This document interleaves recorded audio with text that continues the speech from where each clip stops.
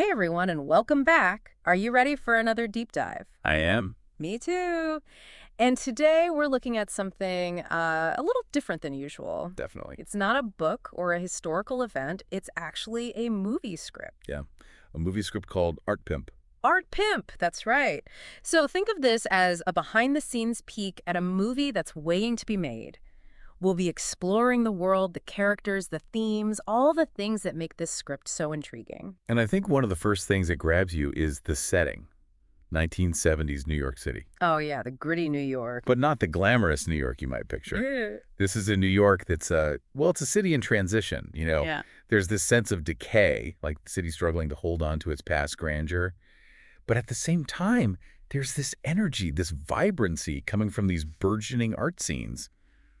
It's an exciting backdrop for the story. It almost feels like the city itself is a character, doesn't it? Definitely. So let's talk about some of the human characters, specifically our main guy, Philippe Coriacci. He's this talented artist, but he's kind of stuck in the past. Yeah, he's clinging to this classical style that feels a bit out of touch with what's happening in the art world at the time. Right, like everyone's into modern and abstract stuff, but Philippe's all about those traditional techniques. Yeah. And he's got some serious baggage, too. Oh, for sure. The script doesn't shy away from showing his struggles with addiction and the scars it left, both physically and emotionally. And that's what makes him so interesting.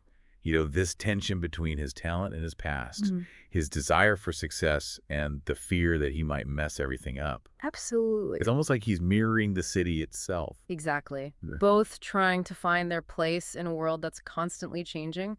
And then there's Lena, Lena. a woman navigating the, let's just say the very difficult world of sex work. She's under the thumb of this really intense pimp named Cheetah. But even in that situation, you see this strength in her, this resilience. Oh, absolutely. Okay. I mean, that scene where she stands up to Cheetah in the diner, Chills. just chills. Yeah. She's definitely not just a victim in this story. No, not at all. Yeah. And then you have her relationship with Philippe. He sees her as this muse, this source of inspiration, and she sees in him, I think, a glimmer of hope, a chance for a different kind of life. A chance for something more. Yeah, exactly. Speaking of Cheetah, though, this guy is trouble. Like, capital T trouble. You can feel the tension every time he shows up in the script.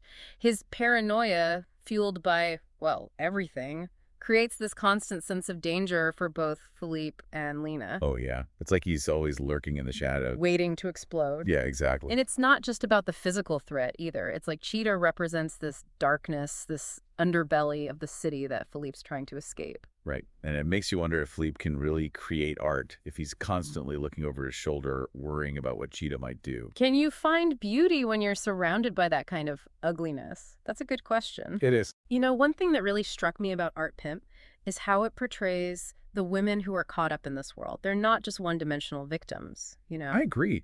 They're complex characters with their own stories, their own strengths, their own dreams. They support each other, they look out for each other, and they even find moments of joy amidst all the darkness. Yeah. There's this real sense of camaraderie among them. Like a sisterhood. Exactly. And they have this impact on Philippe, too. You do. It's not just a transactional relationship between them. They become his muses, his confidants. They challenge him, they inspire him, and he sees them. He listens to them. He gives them a voice through his art. There's a scene where Philippe's working on a portrait of Rochelle, one of the women, and he talks about her scars as marks of survival. Mm-hmm. It's like he's saying that beauty can be found in the most unexpected places. And that art can be a way of reframing reality, of finding meaning in the midst of chaos. So it's not just about pretty pictures for Philippe, it's about something deeper. It is. It's about redemption. It's about finding a way to process his own pain and to create something beautiful out of the darkness. Yeah. And for the women he paints, it's a way for them to transcend their circumstances. They find a kind of empowerment through his art, a way to be seen and remembered. It's like he's giving them a kind of immortality. But the question is, can art really offer true redemption? Right. Can it really heal the wounds of the past? And can Philippe and Lena find happiness when they're constantly surrounded by danger? When we last left off, Philippe was on the verge of his big break, his first solo exhibition. Yeah, the art world was finally starting to take notice of him. But as they say, success can be a double-edged sword. Especially for someone like Philippe. I mean, remember all his anxieties, those panic attacks he had? Oh, yeah. Now he's stepping into the spotlight, this world where image and perception are everything. Can he handle the pressure? It's a good question. And don't forget, he's not just dealing with the usual pressures of the art world. Sheeta's still out there, looming over him with that whole finder's fee thing. It's like a time bomb ticking away in the background. Exactly. And then it explodes literally at the gallery opening. Talk about a heart-stopping moment. I was reading that scene and I was like, oh no, here it comes. The way the script builds the suspense. It's so good. You know something terrible is about to happen. Cheetah just walks in, all cool and collected, and you can feel the tension in the room just skyrocket. But then the twist. Yeah, the person who gets caught in the crossfire. It's not Philippe. It's Lena. Oh man, that was rough. It's a brutal reminder that violence has this ripple effect. Innocent people get hurt, even when they're not the intended target. And it changes everything. Yeah. The stakes are suddenly so much higher. It's not just about art and ambition anymore. It's about survival. Exactly. And it forces all the characters to confront some tough choices. Philippe, wrestling with guilt and fear. The other women, rallying around Lena, even though it puts them at risk. You know, it's interesting how the other women really step up in this part of the script. They do. They're not just background characters anymore. They show their strength, their loyalty. They become a real force to be reckoned with. Like Rochelle. Yeah, she's amazing. She stands up to Cheetah, knowing how dangerous he is. And Gigi, with her street smarts and her quick wit, she's like, okay, here's what we're going to do. They're both incredible. And then there's Tony Goldsmith. Remember him? The landlord, right? Yeah, he was kind of a clueless character at first, but then he shows up at the gallery opening. I was like, what is Tony doing here? And it turns out he's got this whole hidden connection to the criminal underworld. It's like, wait, is Tony a good guy or a bad guy? Right. It makes you question everything you thought you knew about him. The script is full of those moments where you're like, okay, I did not see that coming. It keeps you guessing. Speaking of surprises, I thought it was really interesting how the script explored the theme of ambition. It's not just about Philippe wanting to be successful, it's about what he's willing to sacrifice to get there. And the compromises he's willing to make. Yeah, where do you draw the line? Can you be ambitious without losing your soul? It's a tough question.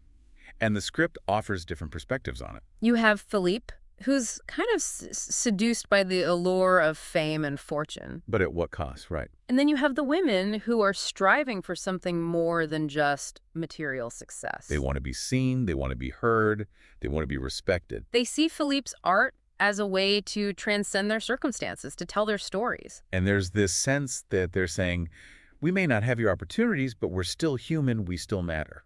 It's a powerful message. But even as they're finding their own ways to survive and thrive, Cheetah is still out there. Yeah, that threat never really goes away. It hangs over everything, reminding you that danger can strike at any moment. And we see the toll that violence takes on Lena, both physically and emotionally. It's a reminder that even if you escape a dangerous situation, the scars can linger. Trauma has a way of staying with you. And it sets up this really interesting dynamic for the final act of the script. Because now Philippe has to face the consequences of his actions. He can't hide in his art anymore. He has to figure out who he is and what he stands for. And that's what makes this script so compelling. It's not just a story about art and ambition.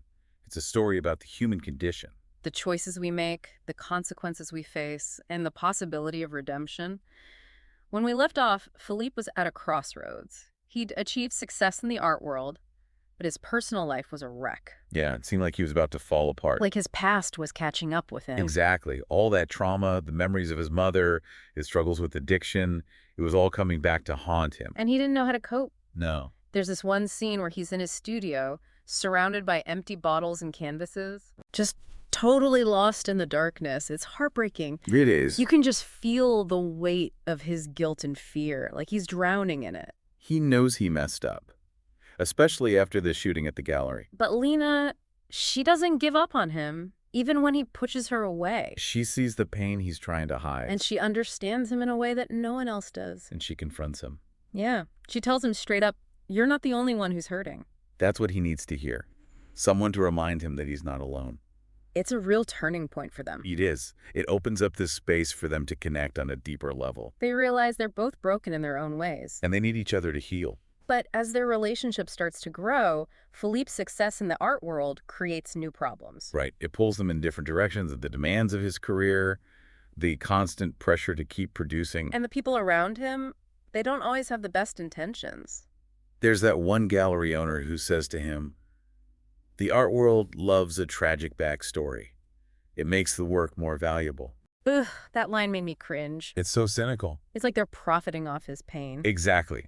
And Philippe, he starts to buy into it. He gets caught up in the hype. He loses sight of who he is, what his art really means. He becomes a commodity. And what about the other women? How do they deal with all of this? Well, they each find their own way.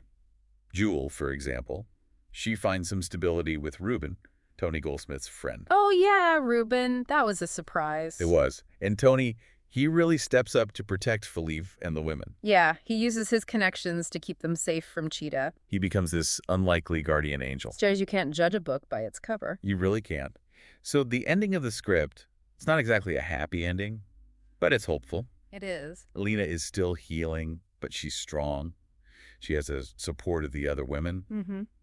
And Philippe, he's successful, but he's come to terms with the cost of that success. There's that image of Lena at the gallery, surrounded by the art world elite. She's not hiding her stars. She's owning them. She's a survivor. She is. And Philippe, he's watching her, and you can see the regret in his eyes. But also a sense of pride. Yeah, like he knows he played a part in her journey, but now she's finding her own way. It's bittersweet, but it feels real. Like life. It's messy, it's complicated. But there's always hope. Always the possibility of something better. That's what makes Art Pimp such a powerful story. It stays with you. Makes you think. And I think that's a good place to wrap up our deep dive into Art Pimp. Yeah. Thanks for joining us for this exploration of art ambition and the complexities of the human heart. Until next time. See you then.